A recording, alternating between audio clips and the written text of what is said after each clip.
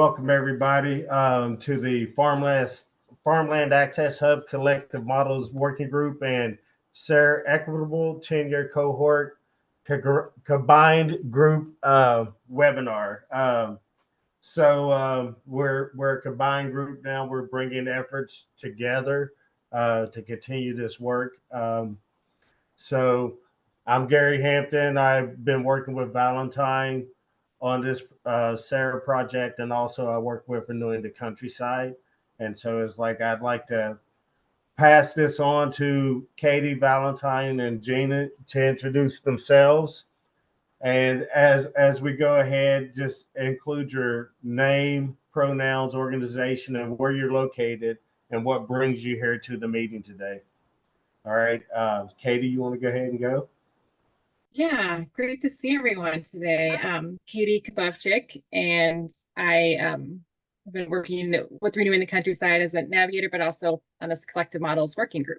So it's great to combine efforts and see so many people today. I'm Valentine Cadieux. I'm thrilled to see you all, especially given the conditions here in the upper Midwest. And I will just note that we have not yet posted the recording from last time, but for those of you who joined us last time, Kristin was able to join briefly, and we got kind of a big beginning of a conversation going around community land trusts and around some of the mechanisms by which people are farming on land that's held more in community, which has been the key theme of these two groups working together. So I'll have Kara introduce herself before we turn the floor over to Kristin, but we're really excited you could join us. Everyone, I'm Kara. I work with Renewing the Countryside and the Twin Cities Community Agricultural Land Trust. And then I think I will just, I was actually going to ask Jean, do you want to introduce yourself too?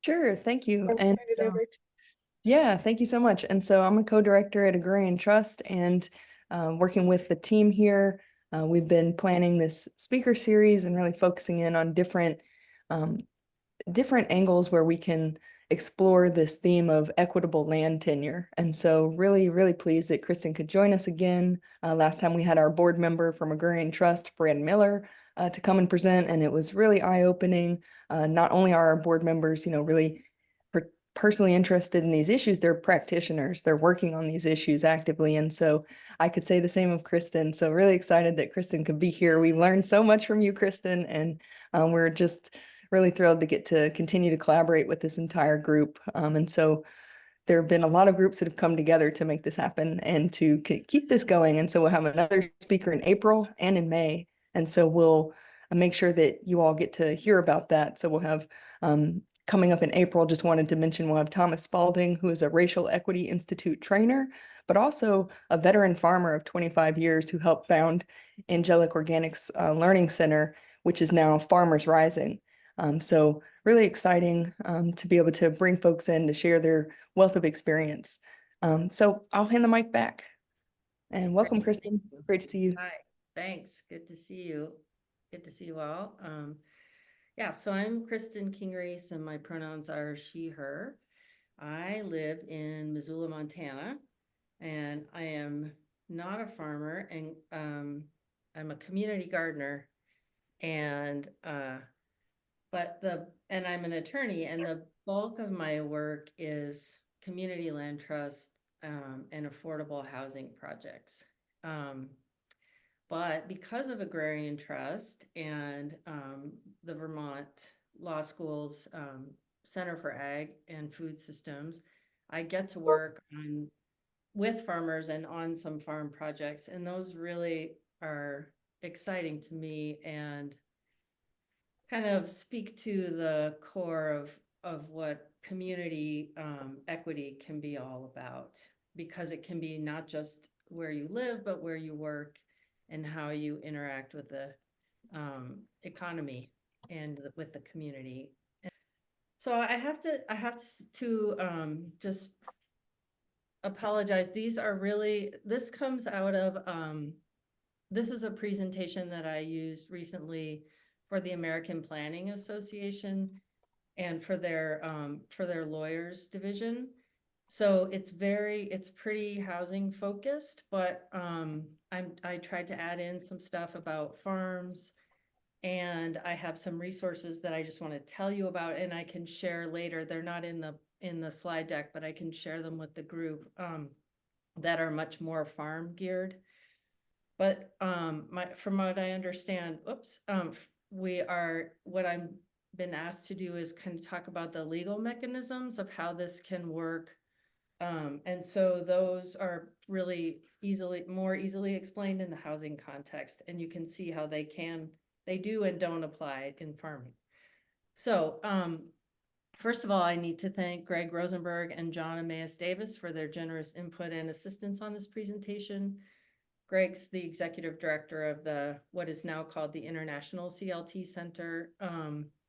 John Davis is a renowned CLT expert and author who helped establish Champlain Housing Trust and is the co-president of the board for that center for CLT, the International Center for CLT.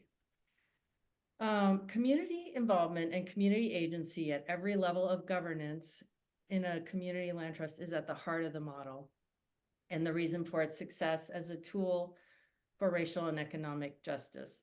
It cannot be overstressed that the C has to come first in CLT.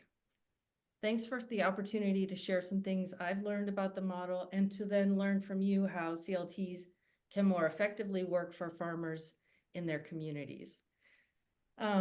The resources I want to share with you are check out the Land Trust for Urban Farms on International Center for CLT's website.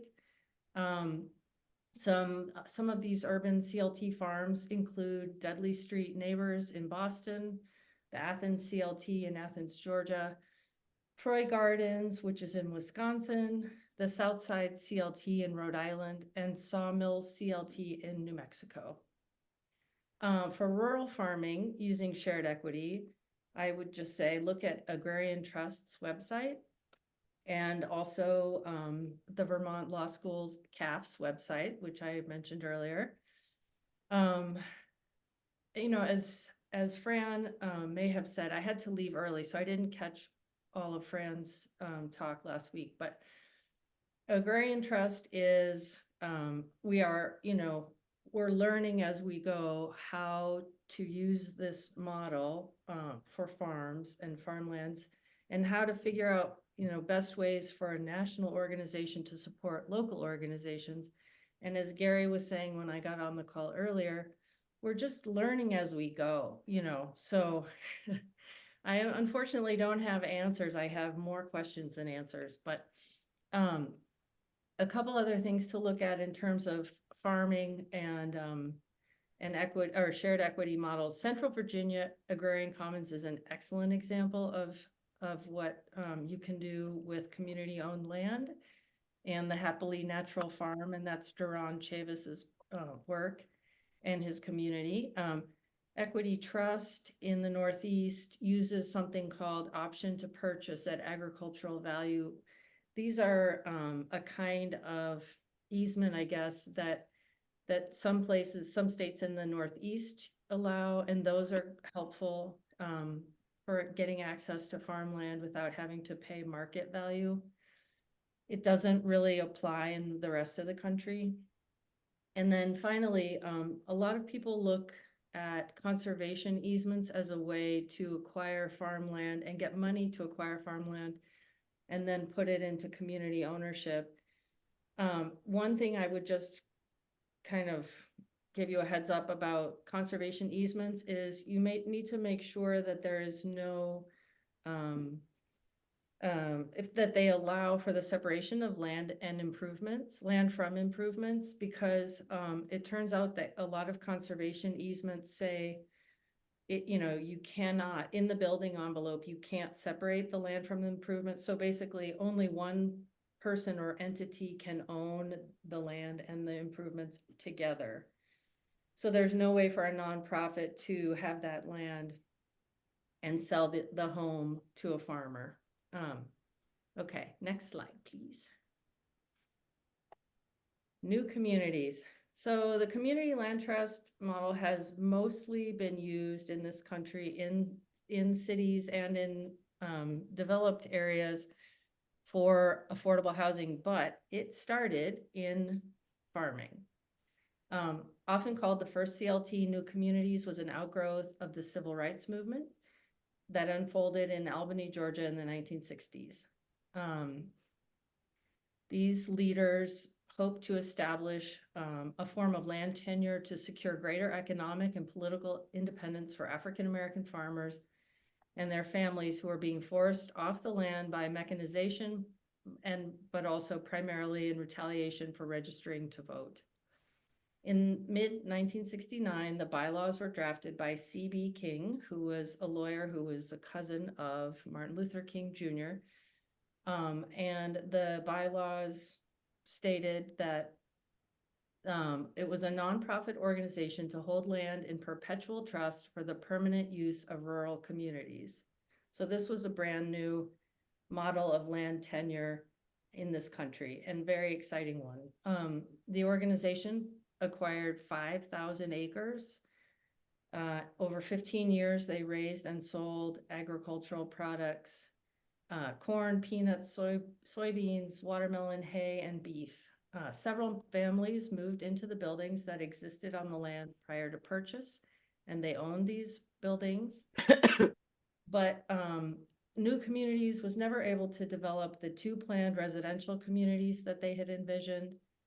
The economic risks of farming, crushing debt on the land, successive years of drought, and discriminatory lending by the Farmers Home Administration all made it harder and harder for New Communities to hang on to its land. They were forced to sell much of the acreage in the early 1980s, and then the rest was lost to foreclosure. However, the story goes on, and New Communities still exists today and still owns land, and they are using it in a different way. But if you go, you can find their story online and learn kind of about some of the really innovative things that they've done. Next slide, please.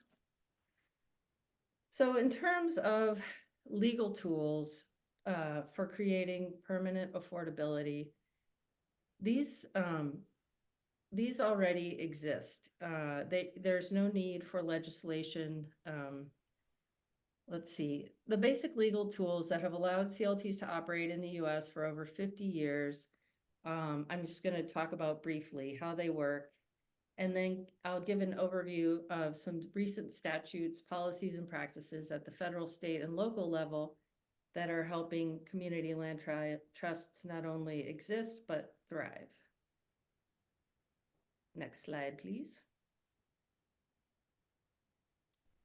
Here's an example of how the community land trust model can work. A CLT will get property with a house through a purchase or donation. Let's say the value is $400,000, $200,000 for land, $200,000 for the house. At the time of sale, the company creates two separate parcels for real estate, one for land and one for home. The CLT sells just the home parcel to a buyer for $200,000 using a deed of trust. The CLT keeps the deed to the land and leases the land under the home for a nominal amount, typically between $50 and $100 a month. In exchange for the lower purchase price, and to ensure ongoing affordability, the homeowner signs a ground lease agreement that agrees to certain restrictions. So it's like owning real estate, but there are these restrictions. You have to sell to another income qualified buyer. So it's a pay it forward model. And this is something that we've been working on with Agrarian Trust, trying to figure out, in an urban CLT setting, the way that kind of decide who is going to buy into the community land trust is based on somebody's income. But with farming, it's tricky, and people are trying to figure out how does a farmer qualify for benefits from a nonprofit if it's not done strictly by using their income. And that's sort of a work in progress that we'll see how that goes. Ideally, you know, a farming CLT would be able to have somebody buy in because they are a farmer and they want to farm. You have to use the home as a primary residence, and you have to limit the return on investment when you resell. You can still build equity in this way, even though it feels like you wouldn't be able to, because you have a mortgage and you would realize a percentage of the profit at sale. What the CLT has just done in this example, using existing laws, is to make a $400,000 house available to a qualified buyer for $200,000. So it's an oversimplification, but you get the idea. In the hypothetical, the property came with a home. A lot of times CLTs will get unimproved property and develop buildings on it. And in that scenario, you could build barns. There could be other types of infrastructure on a farm that would be also would serve the same role. Is it legal to separate land from improvements? Yes, short answer. Property rights are broader than fee simple. What I thought of as a kid as property rights was, oh, you own a piece of land, then you own everything associated with it, to the extent that I gave it any thought at all. But it turns out that there are what they call a bundle of rights connected to the same physical place. These can be sold together or they can be separated out. So examples of this are mineral rights, water rights, airspace rights, easements, which are use of land, but not ownership of land. And then land, of course, itself, the ground, and buildings. Other examples of horizontal separation that people are pretty familiar with are, for example, long-term commercial ground leases, where a landlord leases unbuilt property, unimproved, you know, just a lot. And then they say that they will build to suit for the tenant. The tenant gets title to the building, so they pay for and own the building on top of the land, whereas the landlord continues to own the land under it. And then the relationship between the two parties is governed by this lease. And the commercial ground lease is where CLT lawyers kind of got the idea for the CLT ground lease. This is how it evolved. Another example are mobile home parks, where a home is affixed to the land. So in that case, the taxing authority will tax, we'll create two separate parcels, and they'll tax the home separately from the land. Yeah, so one party owns the home, the other one owns the land, and then there's this lease between the two parties. Condominiums are also considered real property, even though in many cases, all they are is the airspace between the walls, and every other element belongs to the HOA. So in this way, a CLT is no different. And some of the things that we've thought of with Agrarian Trust are like, what about solar farms? What about carbon sequestration? Like, are there some other types of improvements that can be on the land that can be owned by farmers and help them build their equity, and that aren't homes? And the answer is yes, this can happen. The big problem, like the driver here, is lending. The lenders won't lend you. You can't get a mortgage on a solar farm, you know, so this is tricky. And there are a lot of organizations, sort of new economy organizations, working on coming up with answers for these financial issues, you know, revolving loan funds, other ways for people to be able to purchase things besides homes and build equity in them. But this is a work in progress right now. So they're exciting, really exciting ideas, creative ideas, but we haven't figured it out yet. What about the restrictions in the ground lease? Are these legal? So in the case of farmers, this is a big one. okay, this is, if you have a nonprofit, the nonprofit has to be mission oriented. It has to follow its mission, and it can't give private benefit to, it can't give benefit to an individual or a group of individuals unless they are completely a mission fit. And that mission group, that the group that you're serving, has to be considered eligible for, for these benefits. So income is an easy one. And that's what CLTs have been doing for decades, is saying, okay, if in order to be a home buyer in this project and a member of our community land trust, you have to be at 80% of the area median income.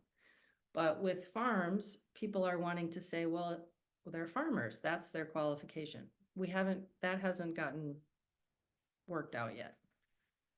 But as to the other restrictions in the ground lease, for example, like saying you have to live there a certain number of months of the year, saying that you can't use it as an Airbnb, other things like that, those are completely legal. A lease is negotiated, and the lease terms, as long as they're agreed to by both parties, typically are not going to get questioned. The buyout price, for example, like a restricted buyout price for the improvements or infrastructure, is freely and mutually agreed to. And often the CLTs will have their buyers consult with an independent attorney, just so that everybody is clear that, the buyer knew what they were getting, they knew what they weren't getting, they're not being tricked. And this is something that they agreed to. And not only agreed to, but they support the mission. Also, courts have looked at the fact that these restrictions protect public and private subsidies by maintaining the affordability going forward. And we do this all the time in other contexts. We put on restrictions. For example, HOAs have all kinds of restrictions that they impose on home ownership. And the courts generally hold these to be reasonable. So at this point, there are community land trusts in, I believe, 48 states. It's hard to know exactly, changes all the time, but they're pretty much all across the United States, including Alaska and Hawaii have them. And all of these are, have been created relying on a combination of existing state, local, and federal laws to both organize and operate. That said, CLTs are finding that legislation can be very helpful. They may not need it to survive, but they appreciate how it can help them thrive. And if you don't already have laws on the books in your state that govern CLT organizations and operations, you soon may. Increasingly, governments are recognizing the community land trust model as an important component of affordable housing strategy. And there is a growing awareness of how the model can help provide access to farmland, as well as for those facing barriers to home ownership. However, there's a much more going on in the context of home ownership than in the context of shared equity farm ownership. And I think if you're interested, there are CLT coalitions in different, there's a big one in California, there's one in the Pacific Northwest, that's a 5-state group. There's the Minnesota Home Coalition, which is a really strong one. There's, a number of these organizations. And those, if you're interested as farmers in getting, having some of the benefits of these laws and getting farms put into this as a consideration, then I would strongly recommend that you, excuse me, reach out. I have allergies. That you reach out to them. California in particular is doing some really exciting things with CLTs and farms. There are a handful of agricultural CLTs there, and I I went to their conference last fall, and there definitely is growing interest in farm worker housing, farm worker autonomy, and excuse me. Okay, so next slide, please. There's almost nothing at the federal level. There are a couple things. One, there is a definition of a community land trust in the US Code that was passed in 1992. It's still there, it's still on the books, but it's hard to find. It got hidden under a bunch of other regulations.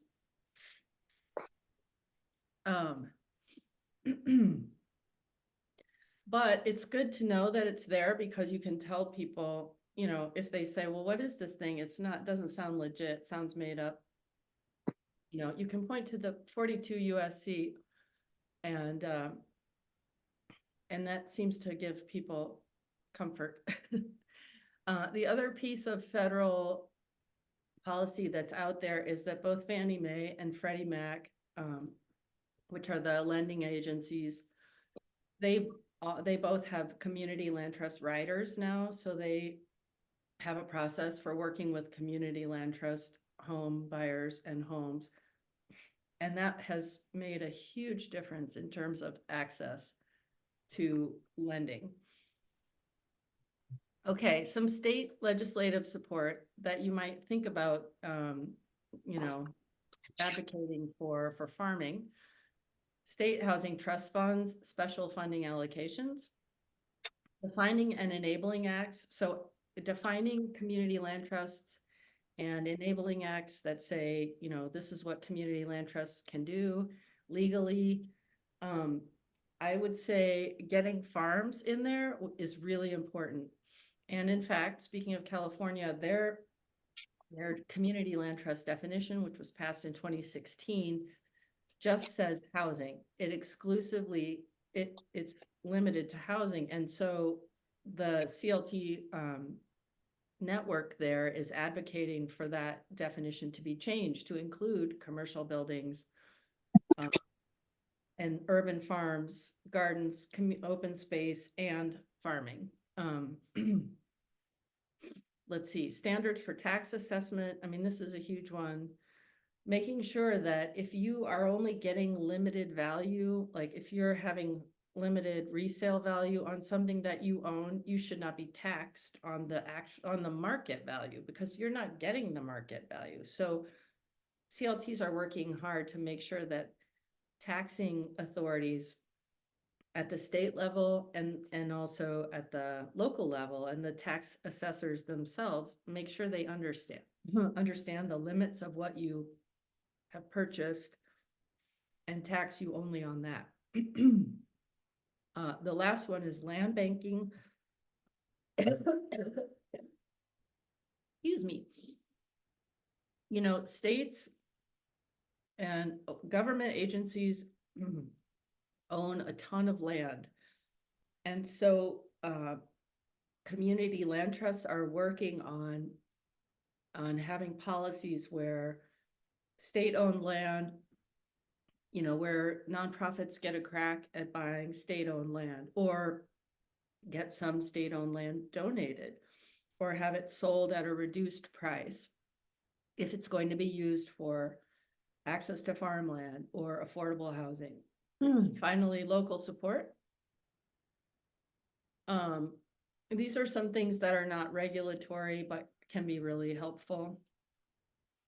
Donations of land, again, from this, you know, from the smaller governmental agencies or entities. Getting grants and low interest loans for projects, and grants for operations. And I think any of you who've done work with nonprofits are familiar with the fact that it's typically easier to get money for projects. People are more interested in funding projects or purchases of land. Those are sexier, but that the operations which make all those things happen are harder to get funded.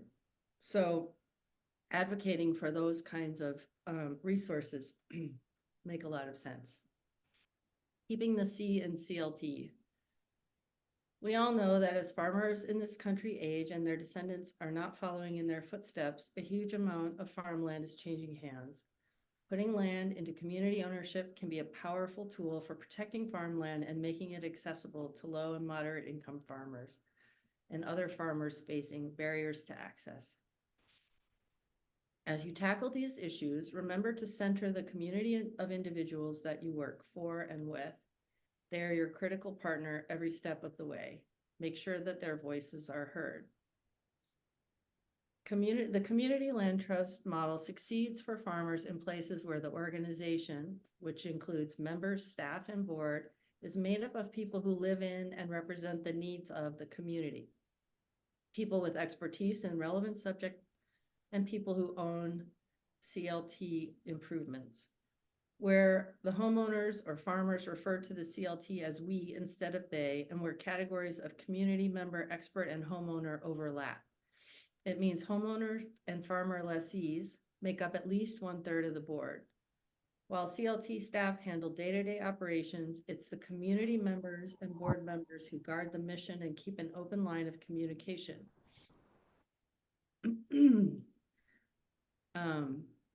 So that's my spiel. And then I have some resources as part of the slide deck, but as I said, I will send some more farm appropriate ones after this call.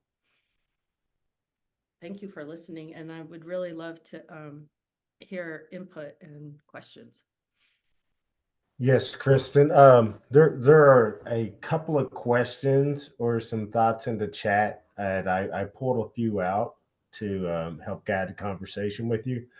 When it comes to the restricted equity sales, does that hold up to scrutiny in legal processes that consider a person's assets in relation to market value? And then I'm assuming that the restricted equity value sales are not equal to market values. Yeah. Yeah, good question. So let's see.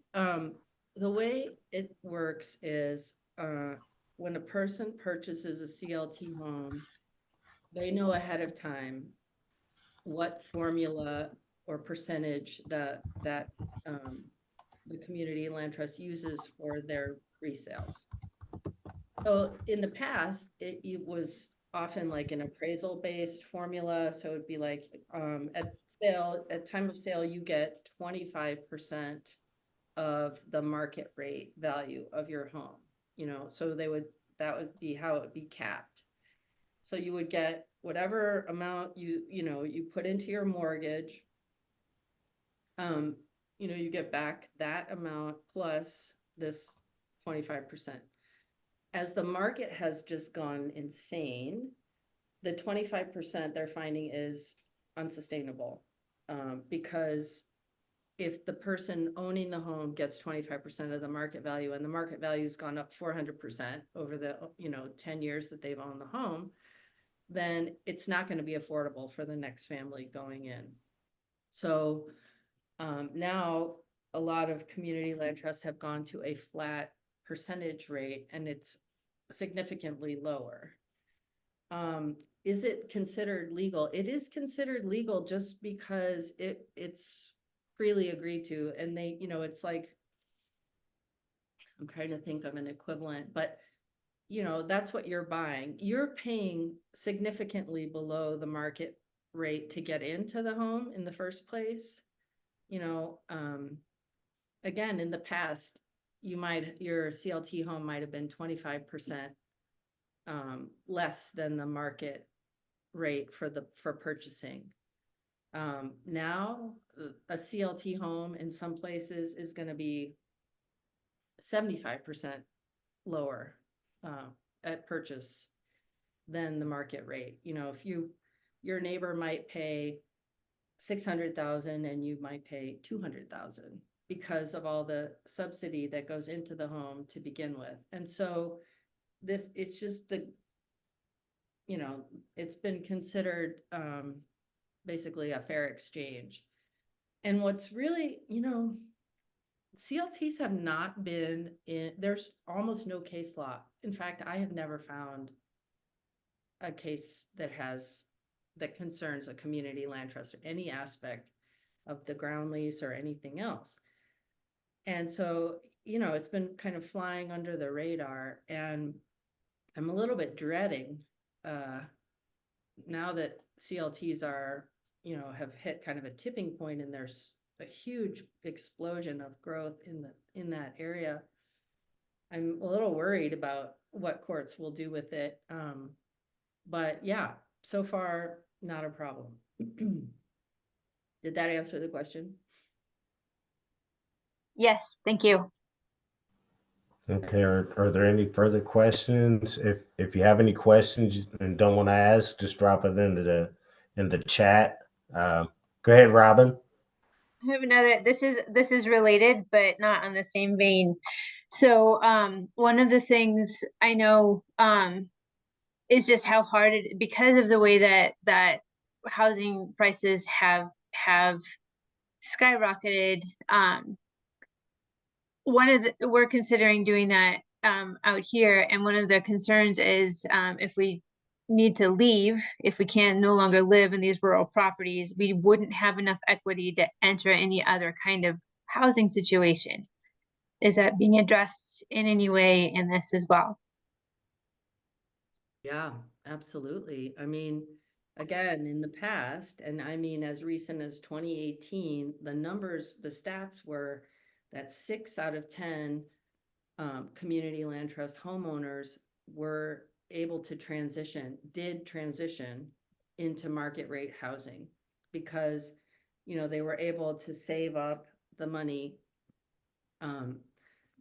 So if you were paying $1,000 in rent, or let's say whatever, $2,000 in rent a month, if you're renting, you never see that money again. If you own, that money goes, to pay down your mortgage. And so you see some, a fair amount of that money come back to you. So just that by itself makes a huge difference for people.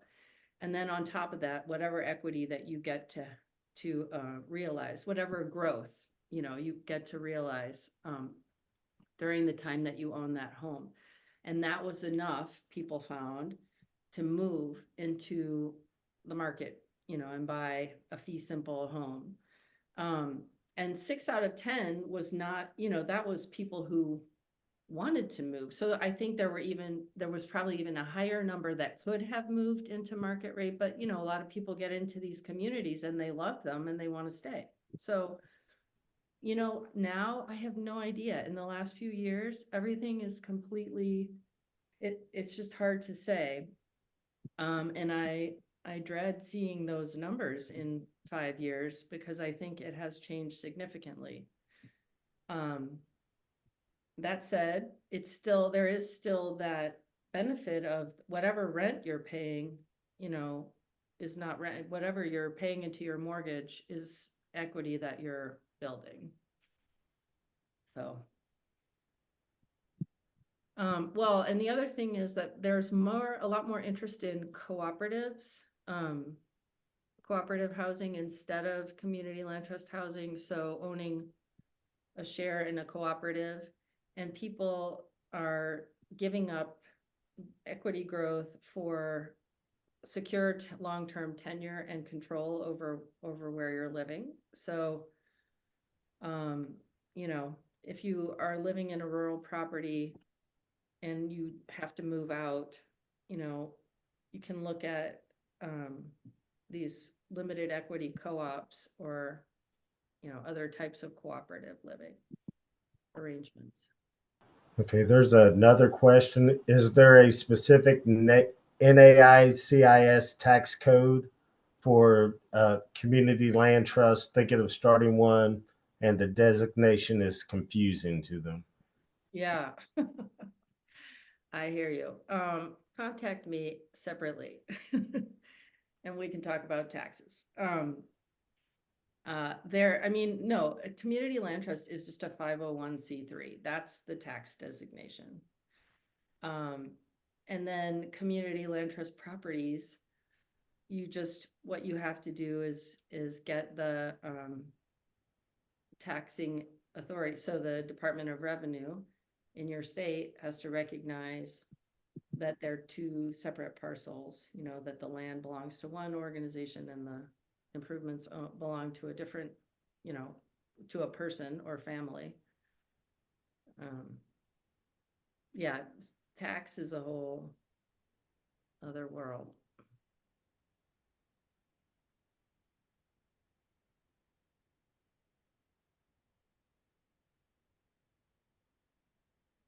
Are there people who are interested in trying to do like solar panels or other ownership wind, you know? Yeah. So, you know, to be determined, that is something that there's such a huge amount of interest in. So I'm hopeful that the financing is going to get figured out, but really, I don't know. I'm interested. What's your experience in trying to do that? The Cindy Hale. Yeah, so just really quick. So by trying to create a large scale solar array, it makes us ineligible for the federal REAP program, which funds farm-based solar, because there's a cap on how big that system can be. It can only be at 120% of your need. Our need's super low. We can generate 5 megawatts on our farm, and there's not much in between. Like, how do we get to be able to maximize that? And for those in the Midwest region, I'll just put a plug out to Compeer, which is a Midwest regional farm financing organization. They have recently implemented 100% financing lease program for farmers. So they will basically pay to install it. You enter into a lease agreement, and then the revenues from that solar array go to pay off that lease. And then at the end of the lease, 10 or 15 years, you own it. So for those in the Midwest who might be in a position to do something like that, talk to Compeer.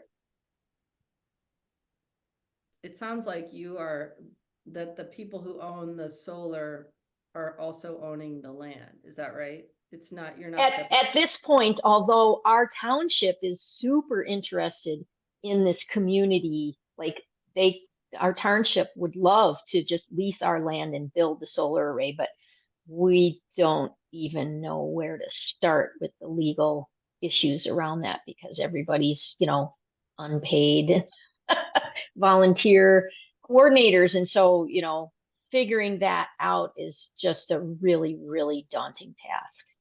Oh, there is a law professor at the University of Michigan who is working on issues of like solar and wind farms, particularly in Michigan. But I think she's going to expand some of her work. If you email me after this, I will find her. I'm trying to, Sarah, I can't remember her last name, but doing some really exciting work on that front. So I'll bring forth another question in the chat just to continue. In areas that community land trusts are the only affordable housing option for Black and Brown folks, and government has largely incubated the land trust model, the land trust is looked at as a racist sharecropping-like model. What are your thoughts? And Valentine as well has posted a response to that one as well. But if you could give your thoughts around that. Absolutely. I mean, yes, I think that's valid. And what are my thoughts? I mean, okay. First of all, nobody should have to buy into it. It is voluntary, but where a community land trust is, this is why I'm saying it needs to be community run and community, you know, just community focused. And there are a number of land trusts that are not really that way, where you have a white-led organization and a Black or Brown community it's a problem. And there are organizations, like Grounded Solutions Network is trying to work on issues of race in the community land trust movement, but just like all nonprofits, I think it is a huge problem.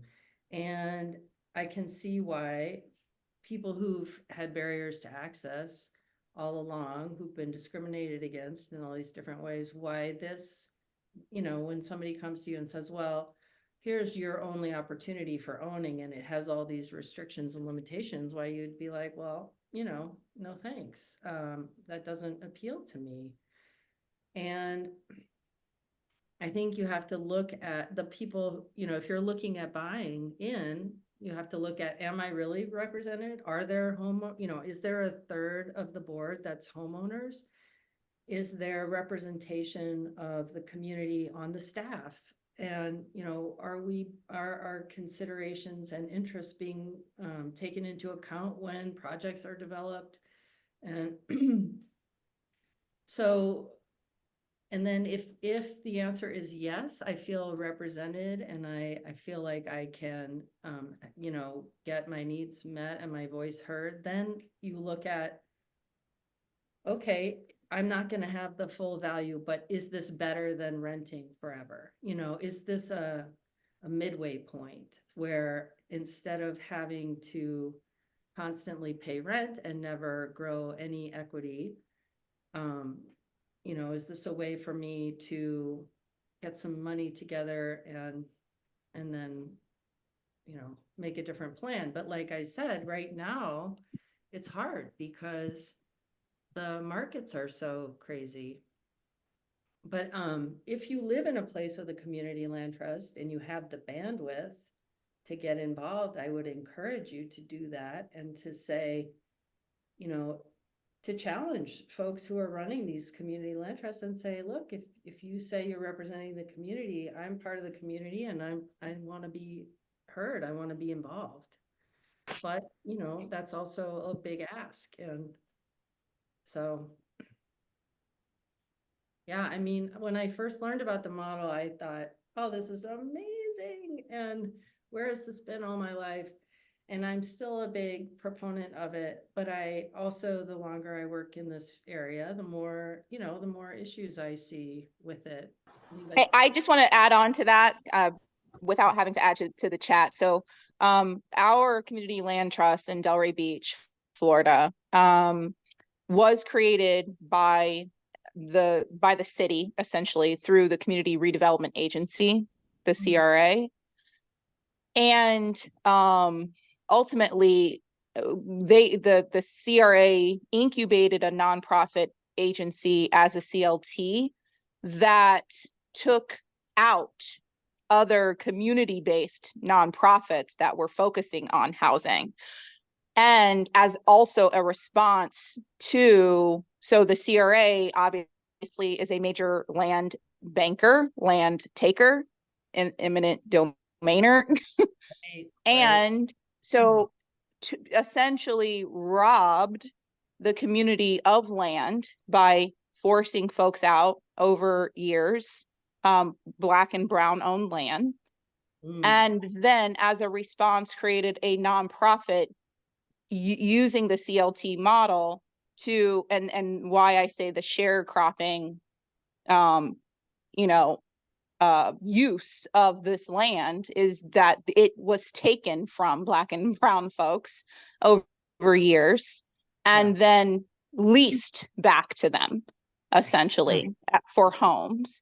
And so in our community, like, we have a really hard time, like our Black and Brown community specifically is very anti-community land trust, even though it is really one of the only options now for affordability in the place where we were restricted to as Black and Brown folks to live.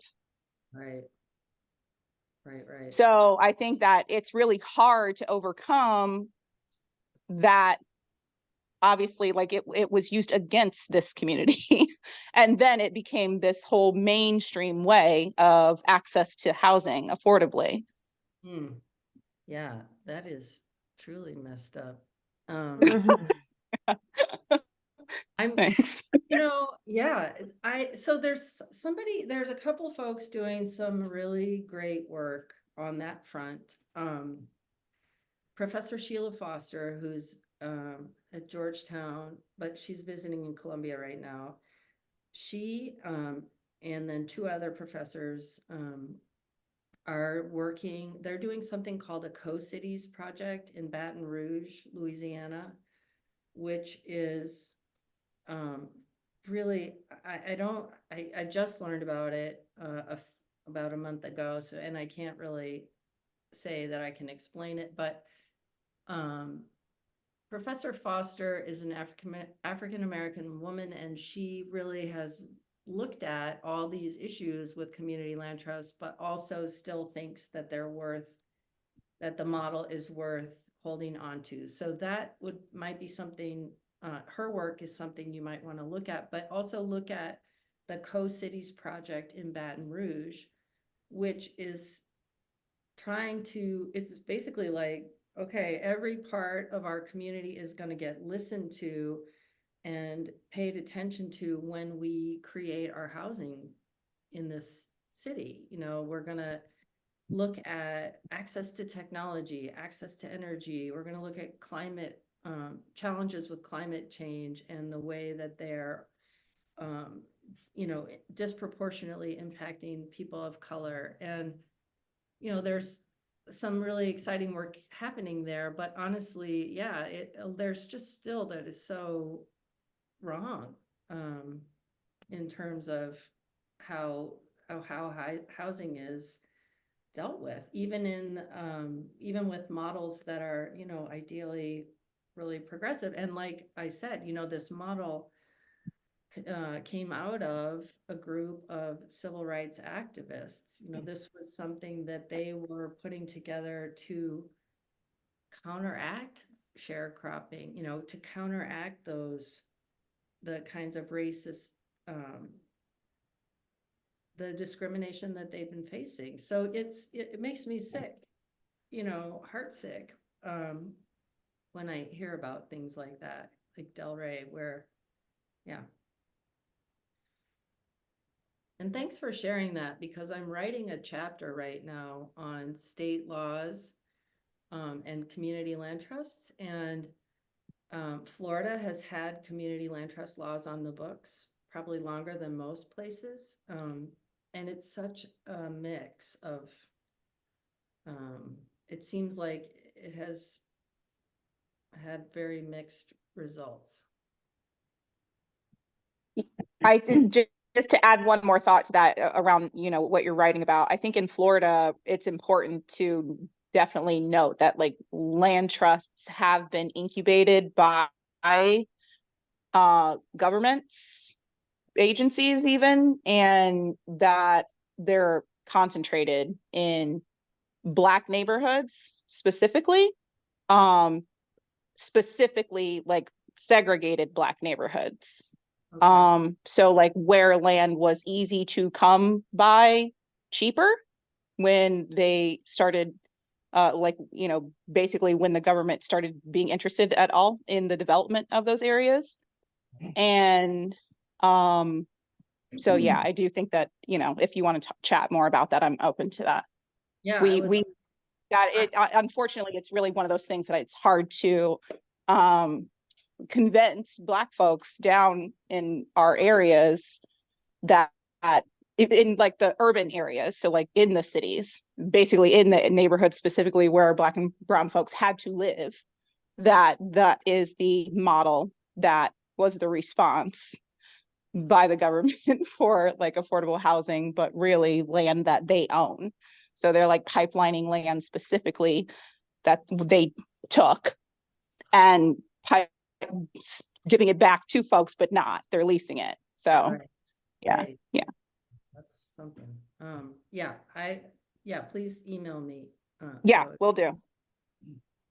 Yeah. I wanted to pick up Evie's comment about like whether anyone has seen this model used as a land back, like thinking about sovereignty. And I'll just say I had said in the chat, especially really against the kind of model that's being abused. And I haven't heard from them since COVID, so I don't know how this is going. But we in the Twin Cities had been doing a lot of study with the cooperative community of West Jackson. It was buying up land that was in the path of gentrification. Like, I think it was kind of a situation where they were afraid the government was going to do that kind of work. And so they were a community land trust that was buying land out from slumlords and doing a lot of work rehabilitating housing, basically keeping the same people living in the houses, but building up more paths to ownership and community development. And the Land Trust Alliance, or Land Access Alliance in northern Minnesota has been using a CLT model to try to build Indigenous access to treaty lands where usufruct rights have not been respected. And I'm curious, Kristin, if you know if there are other, or kind of like a larger coalition or tendency of using this kind of model for that sovereignty building. Yeah, so kind of on the fringes, I would say. Douglas CLT in Washington, D.C. is doing something similar to what you mentioned that Jackson is doing, where there was a pedestrian bridge that was put in across the river, and it connected, a very affluent white neighborhood to an economically depressed African American neighborhood, and so the folks in the African American neighborhood saw it coming and said, we need to get on this and try to get ahead of it. So that is definitely something that's happening, is, acquisition, trying to make sure that land gets purchased for the community and used by the community and stays that way. Again, in Baton Rouge, I think that Co-Cities project, there's a lot of that happening as well. And then, in terms of like land back for tribes, I run into it in other areas, conservation land trusts that are trying to do some of that work. There was a land trust in Maine that purchased like 300 acres of tribal land, or land that had been tribal land that was sacred to the tribe, that was coming up for sale, and they purchased it, put an easement on it, and gave the land back to the tribe. But that is pretty unusual in my experience. The other thing that's happening on the fringes is something called the tenant ownership, or no, what is it? Tenant Option to Purchase Acts. Have people heard about those? TOPA and COPA. And what that is where, what community land trusts are trying to do in that space is buy a building and then offer tenants the opportunity to own their units, to purchase their units. When there are, landlords that are charging exorbitant rents, or if a building is being threatened with foreclosure and all the people would be displaced, there's private projects happening in New York and California, for example, where that's, where CLTs are buying those properties and then kind of giving tenants the time to organize and either come into, create a cooperative and own the whole property themselves, or own the units as condominiums and be, CLT condo owners. I just saw somebody posted something about bylaws. This is an open share area, and I'm happy to share sample bylaws with folks on things like that. But the TOPA and COPA people are working on legislation where that, where cities and other, governmental entities would have to give right of first refusal for tenants if their building was being threatened. So, yeah, but land back is there's a lot of talk and I don't see a lot of action yet.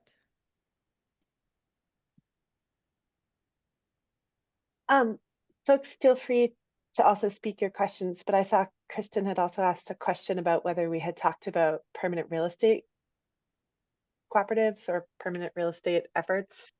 And I have also been curious how that relates to CLTs. Permanent real estate co-ops? Yeah, so like I know I've heard a lot about the East Bay permanent real estate effort, for example. Okay. I guess people just use different terms for it, but a cooperative model is different from a CLT model, but they're both shared equity. The difference is that the cooperative is entirely like, it's not, there's no ownership by a separate nonprofit. The co-op members own the land and the building typically. And then they own a share of, like, they own a right to live in a unit.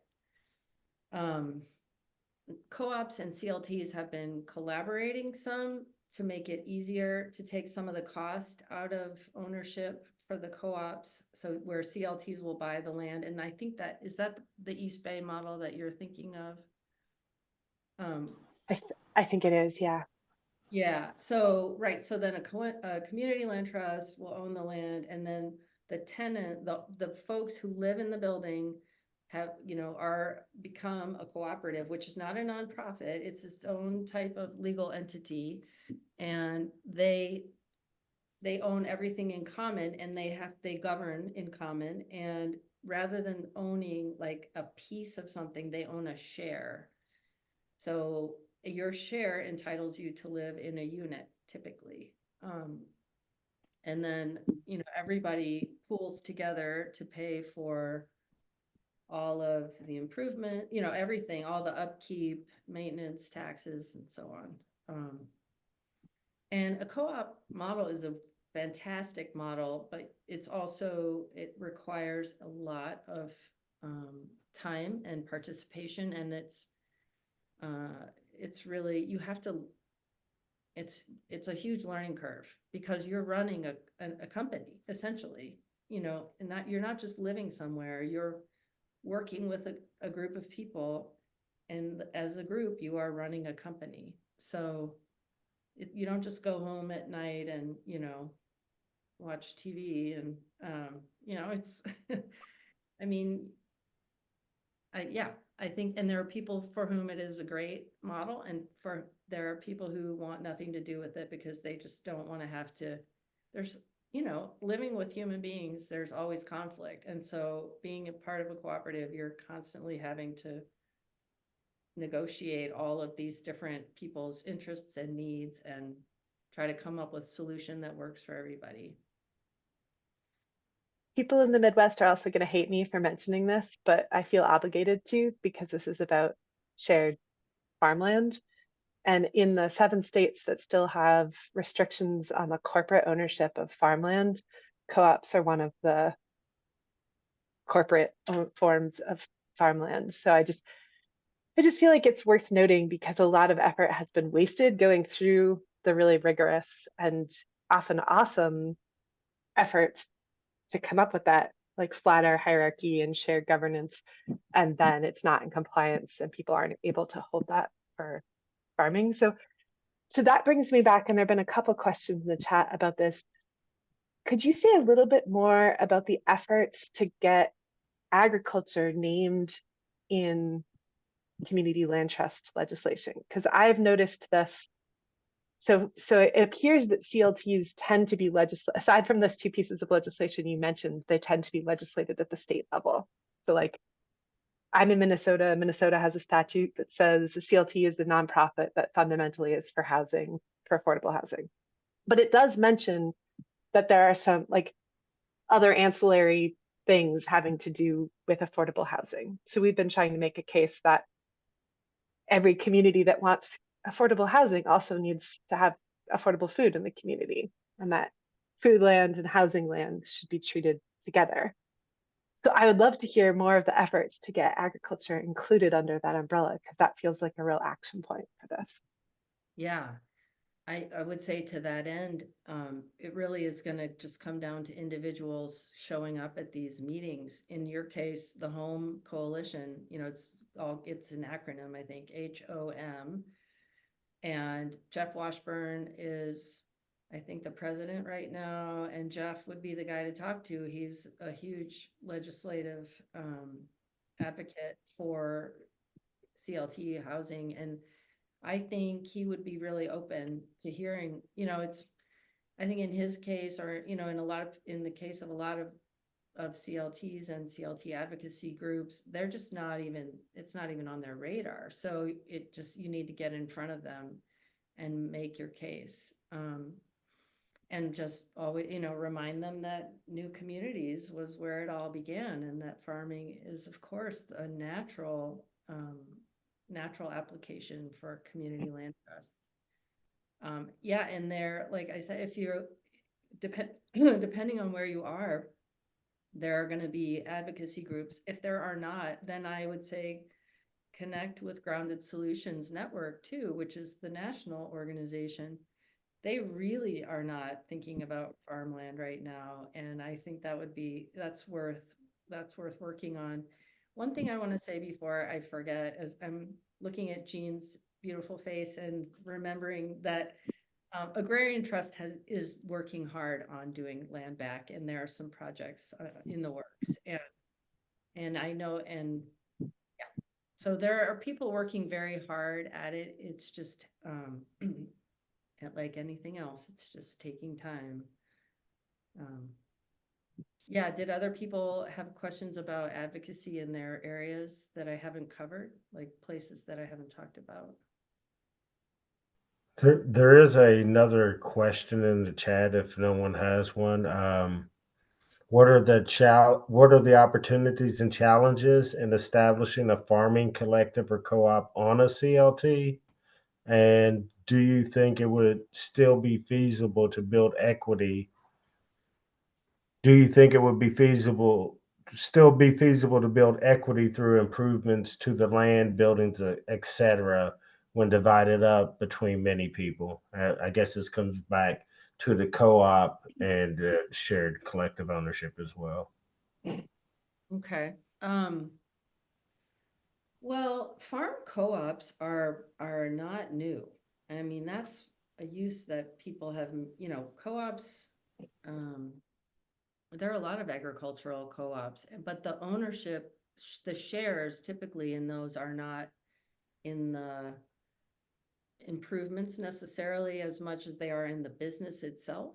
So if you have a viable farm business that's doing well, you can create a cooperative and then have ownership, you know, shares that different individuals own, and can build individual equity based on, you know, the return from their shares. Some big ones, like, what is it? Gosh, there are a couple of huge organic co-ops. Oh shoot, I'm sorry, they just have gone right out of my head. Can anybody think of one right now? The large organic co-ops like Organic Valley. Oh, hi, Grace. I didn't know you were here. Yeah, Organic Valley, huge one. There's an egg one. Yeah, there's some examples where if you have a strong business model, Saffron, I don't know that one, then yeah, absolutely, you can use the co-op model and you can make a profit, you know, and yeah. The issue with co-ops, the question more is like with housing, I mean, yes, you can have a co-op that is very expensive. New York City has some of the most expensive real estate in the country in cooperatives. You know, there's some very exclusive co-op housing units. But if you're trying to use the co-op as a model for affordability, and it's a limited equity co-op, then just by definition, no, you're not going to be building equity. You're just going to have secure long-term tenure and control over, over your housing. Yeah, but I mean, you could, people are getting creative, and, I think I'm looking forward to 5 years from now, seeing all the different things that are out there. In my computer, I have a list of these big ag co-ops, if people are interested.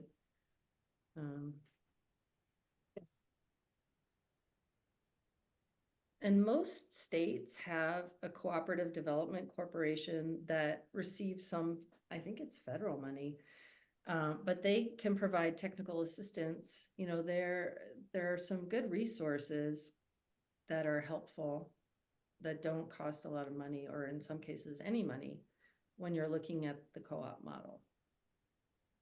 I see Holly just asked the question, can you talk more about the process of getting land back conversations going in Agrarian Trust and the broader land trust community? Any organizations or examples you would point to? Well, Jean is here, so I think she would be the one to take that question. You must have read my mind, whoever just asked that, because I was actually just typing in the chat because Kristin had mentioned that we're engaged in land back work, and so I wanted to share our collaboration with Baguasso, and this is an indigenous collective that we've been working with, the Baguasso Land Rematriation Project in Massachusetts, and it's just been a really healing and just very powerful collaboration. And so I put a link in the chat for folks to read more about it, and these are, the words of the folks who are directly involved in this project on our site. And so you can read and hear from people themselves describing the project. And we just need to raise like 6.7% of the amount raised. We're almost to $1.8 million on this project. And so just really excited that we've been able to really use our position as a land trust to catalyze philanthropy and donations toward this project. And so we're really, really close, just about $100,000 left to go on this fundraiser. But we regularly collaborate with groups to facilitate reparations and land rematriation. And so we really see ourselves as a facilitator, as a catalyzer, as a group that can connect smaller groups with that kind of philanthropic capital. The reality is we shouldn't have to do this. We shouldn't have to have CLTs. We shouldn't have to exist, right? We don't want a nonprofit industrial complex. We don't want to have to do this work. But the reality is we're here in this very imperfect situation with imperfect legal tools that don't fully solve all of our problems and create the just, equitable society we want. And we're trying our best to do this work with integrity. And I think just acknowledging the limitations of a lot of the different models, as Kristin has, is really healthy place to be. Never claiming that one type of legal entity is going to solve our problem. And Kristin, I love how you say just putting community first at all times, right? That's our guiding star, and why we do what we do, and what really honestly gets us out of bed in the morning and makes us excited to do this work. It's really the communities we work with that is most inspiring. And despite, the imperfections of the legal tools we have. So hopefully sorry, I just got philosophical there. I know people wanted to just hear about the specific project, but I was just feeling inspired by your talk, Kristin. So thank you all. So I hand it back. I hope I answered the question. Folks are sharing some great examples too in the chat. Part of what I would say I've also been really heartened by in the last few months of this kind of work is seeing a lot more discussion of like proper relinquishment, and especially for folks who are new to this conversation that we've been having in the Upper Midwest. A lot of the conversation, like peer-to-peer support, has been about, and I've seen this with Northeast Farmers of Land Trust and their work with Agrarian Trust as well, that helping support well-meaning landholders past the kind of like flirting with the idea and feeling good about it stage, so that people don't lead, especially agriculturalists, on with the promise of land that they haven't really thought through or aren't really ready to act on, or that it's not like another patronizing sharecropping situation where it's like we want you on this land, but really we want you doing our projects, like really more like an employee, which is awfully common. So other questions people wanted to bring into this space? Just going back, there were a couple more specifics. I think one specific that I see in the chat that we haven't really discussed that much is if you could say a little bit more, Kristin, in your work with CLTs, if you've seen kind of better or worse practices in terms of building up more. I think the phrase I would use is like power with rather than power over, because I feel like part of the challenge of adapting the CLT model to agriculture is that we don't yet have good ways to measure building equity in, say, soil or agricultural improvements of land. And all the models I've seen, there's a desire from the community to maximize the investment in the land, to be able to buy more land to get into the community. And that's always in tension with what the lease rates or the ownership rate is likely to be for that farm enterprise on the land. And I'm curious if you have come across examples of this that seem to be better. Let me think. So you're saying, wait, can you rephrase that? Yeah, totally. I mean, I'm partly thinking about the kind of tensions that in agricultural law tend to get called like, like what's addressed in lender lessee kind of, or like, the mediations that often happen about like, how much is this land going to cost? And I farmed on this land for 10 years, but I didn't own the land. Now that I'm selling my farm enterprise, how do I evaluate how much my contributions to that, like I put up fences, I put in irrigation, I built that soil for 10 years. How does that get evaluated? I realize this is like the cutting edge of what people are thinking about, but you're right in the middle of it. So I thought you might know something. No, I'm thinking about it all the time.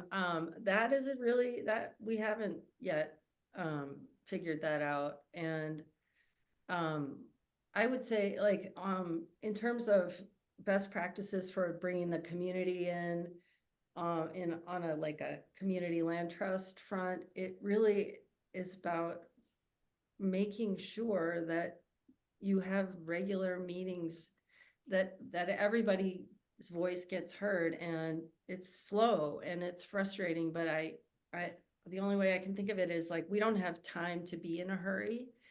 When we skip that process, we end up wasting so much time on the back end. Like when I have clients who talk, CLTs that want to scale up, that to me is a red flag, because yes, it's an emergent housing there's a housing crisis, but we've seen in the past what scale does. Top-down scale approaches to affordable housing, you can end up, with something like Pruitt-Igoe, just it can be horrific, and it can be replicated at the CLT level, so. And in the farming sense, the stuff you're asking about soil buildup or like improvements and all those things, I don't know yet how those get appreciated financially. And one thing that popped into my head when you said that is, if we do have markets for those things, are we just commodifying them?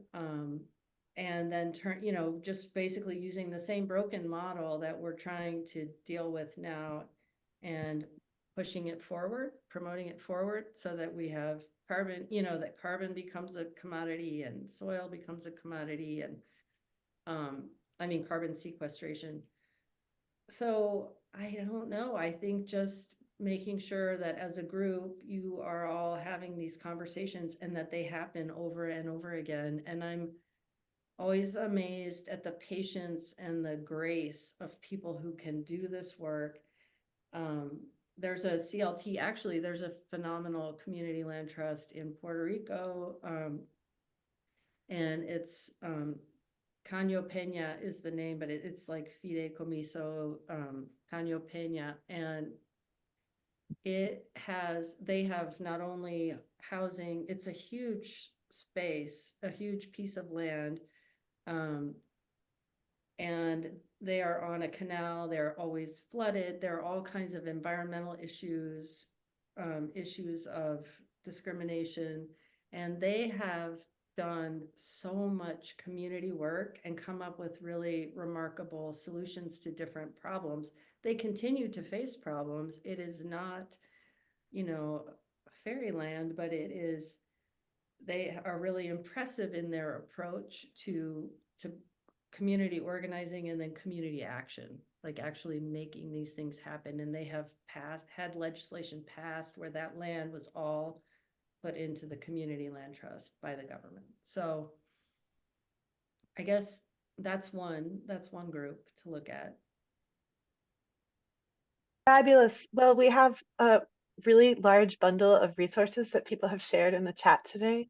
So we will assemble those when we circulate the recording so everybody has that. And if you think of stuff that you wish you had asked or that you wish you had put in the chat, just let us know. We'll add it to the bundle. We'll meet again next month. We're going to stay on this every, whatever this is, Tuesday in the month. So please feel free to keep joining us. It was really wonderful to have your wisdom shared with us, Kristin, and the collective wisdom of the group. I think what probably makes the most sense, I see the question of how to get on the email list for the meeting, is if you want to just add it in the chat now, we can save the chat as we save the recording, and we'll add folks on. And we are a small and scrappy group, so we don't have any sort of fancy mechanized way to do our mailing list. We just have been doing it manually. So if you get sick of us, just ask us to take you off again. So, thanks again, Katie and Gary and Jean and Kara for organizing this with us. And thanks, Kristin. We hope keep sending people our way. We will get some of this stuff changed. We're making progress. Yeah, stay in touch. Yeah, thank you so much. Good talking to you all. Thanks. Thanks, Have a Kristin. great day. Thank you all. Thanks, everybody. Thanks for emceeing, Gary.